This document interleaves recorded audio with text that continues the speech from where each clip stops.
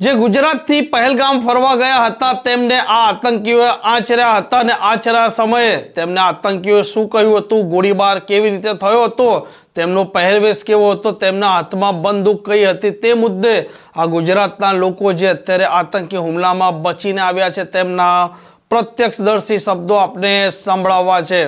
વૈષ્ણવજન તો તેને કહીએ જે પીડ પરાઈ જાનાને રે। નમસ્કાર, આપ જોઈ રહ્યા છો નવજીવન ન્યૂઝ। હું છું આપની સાથે તોફિક ગાંચી। ગુજરાતના લોકો અત્યારે ઉનાળાનું વેકેશન હોવાથી દેશના અલગ અલગ ભાગોમાં સપરિવાર ફરવા જતા હોય છે, પરંતુ જમ્મુ કાશ્મીરમાં આ કાયરો, આ પાકિસ્તાની આતંકવાદીઓએ જે પ્રકારે રાક્ષસી કૃત્ય આચર્યું અને ભારતીયો છે આ 26 ભારતીયોને ગોળીથી વીંધી દેવામાં આવે અને ત્યારબાદ સમગ્ર દેશમાં, ગુજરાતમાં અને વિદેશમાં પણ તેના ખૂબ પડઘા પડ્યા અને પાકિસ્તાન પર અત્યારે સૌ કોઈ લોકો ફિટકાર પણ વરસાવી રહ્યા છે। કેન્દ્રની એનડીએ સરકાર છે તેણે પણ આ પાકિસ્તાન પર આકરા પ્રતિબંધો લગાવવાની શરૂઆત કરી છે। જે પાકિસ્તાની અત્યારે ભારતમાં છે તેમના વિઝા રદ કરી દીધા છે અને તેઓને ત્વરિતમાં ત્વરિત પરત મોકલવાની પ્રક્રિયા પણ આગળ વધી રહી છે। સિંધુ જે જળ સંધિ હતી તેને પણ અત્યારે અટકાવી દેવામાં આવી છે। આવા અનેક પગલાં એનડીએ સરકારે લીધા છે અને સર્વપક્ષીય બેઠક છે તે પણ બોલાવી હતી અને તેમાં પણ સરકારે સ્વીકાર કર્યું છે કે સુરક્ષામાં ચૂક થઈ છે।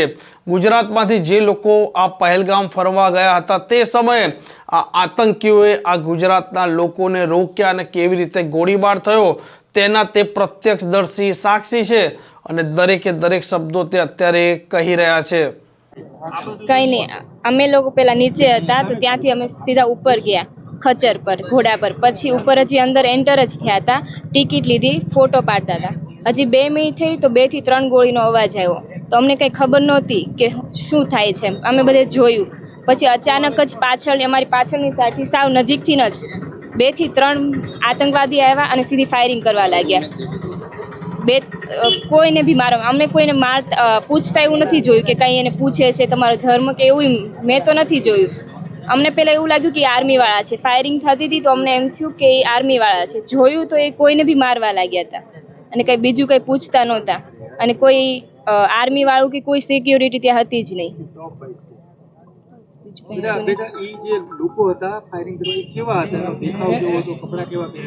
એક તો ના, એમાં એવું હતું, ઉપર જેકેટ પહેર્યું હતું અને નીચે કુર્તા ટાઈપ હતું અને એક બ્લેક કલરની ગન હતી મોટી। હા, બિયર્ડ હતી અને એકદમ ગોરા હતો કોઈ। અમે જે જોયું તેમાં કોઈને કઈ પૂછતા અમે જોયા નહોતા। પછી અમને પાછળથી એવું કીધું કે તમે નીચે સુઈ જાઓ, તો અમે જ્યાં બેન્ચ હતી ને નીચે સુઈ ગયા હતા।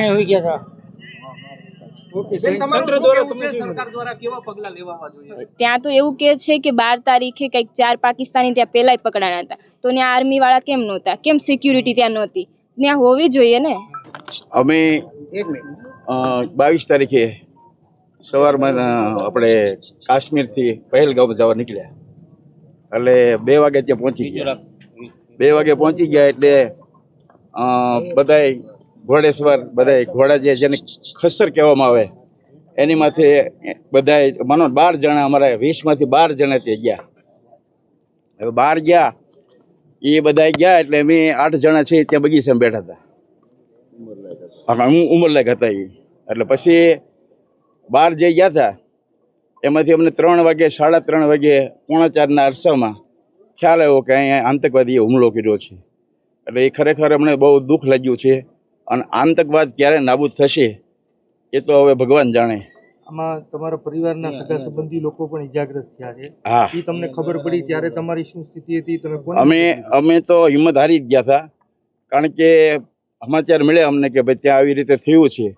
12માંથી 9 જણા છે એ પહોંચી ગયા અને 3 જણા છે એ ઈજાગ્રસ્ત થયા હતા। વિનુભાઈ જે ડાભી છે એને કોણીએથી ગોળી નીકળી ગઈ અને જે આપણે અતીશ કુમાર અને ભાણો અને બંનેને ઘણા ગંભીર થયા હતા। અને નજરે ભાઈએ જે હતો અહીંથી આપણે મનોજભાઈનો બાબો એને જોયું અને આતંકવાદી ગોળી મારી એ પણ એને નજરે નિહાળ્યું છે. હા, સરકાર દ્વારા તમને અહીંયા શું મદદ મળી? સરકાર દ્વારા અમને એમ કહેવામાં આવ્યું હતું કે ભાઈ તમારી બધી વ્યવસ્થા થઈ જશે.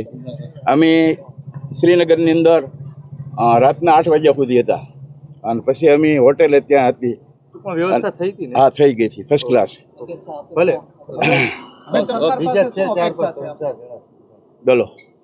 કાકા બીજું અપેક્ષા શું છે સરકાર પાસે આ સમગ્ર ઘટના? સરકાર આગળ એક જ અપેક્ષા છે કે આ આતંકવાદ નાબૂદ કરવો. નિર્દોષ માણસ બહુ મરે છે અને ત્યાં નાના નાના ભૂલકાઓ, બહેનો અને ભાઈઓ, પર્યટન સ્થળ છે એટલે બધા ત્યાં ગયા હતા અને ઓશિંતાના આતંકવાદી હુમલો કર્યો એટલે અઘટિત દુઃખ થયું છે. આ પ્રકારના સમાચાર પ્રકારના અહેવાલ માટે નવજીવન ન્યૂઝ ડે ચેનલ જોવાનું અને સબસ્ક્રાઇબ કરવાનું ભૂલતા નહીં. નમસ્કાર. વૈષ્ણવજન તો તેને કહીએ જે પીડ પરાઈ